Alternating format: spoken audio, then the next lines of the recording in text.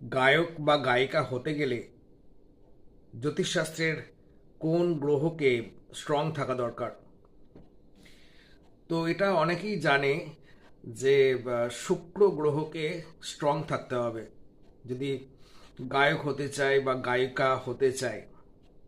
তার সাথে সাথে আরও বিভিন্ন বিষয় রয়েছে, সেগুলো দেখতে হয়। তো সুতরাং প্রথমত শুক্র গ্রহকে ভালো থাকতে হবে। শনি গ্রহ রয়েছে, স্যাটার্নকে ভালো থাকতে হবে।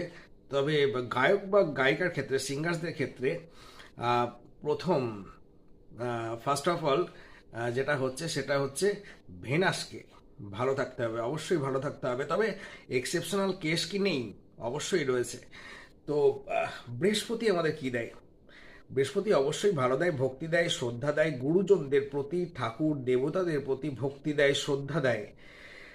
তো সুতরাং বৃহস্পতি যাদের গ্রহে ভালো আছে, তো সুতরাং তাদের অর্থ তো অবশ্যই থাকবে, কিন্তু সেই চাকচিক্যটা হয়তো থাকবে না।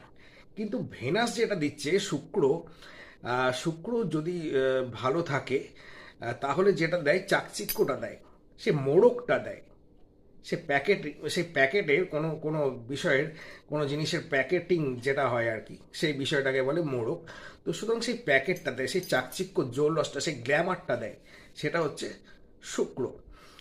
তো অভিনয় সেটা একটা আলাদা, অভিনেতা অভিনেত্রী সেটা একটা আলাদা, অভিনয় সেটা একটা আলাদা, অ্যাক্টিং।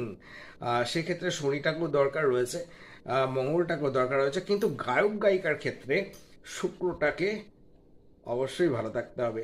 তবে ব্যতিক্রমে কেস কিন্তু অবশ্যই থাকে যে কোনো বিষয়ে আমাদের সমাজে।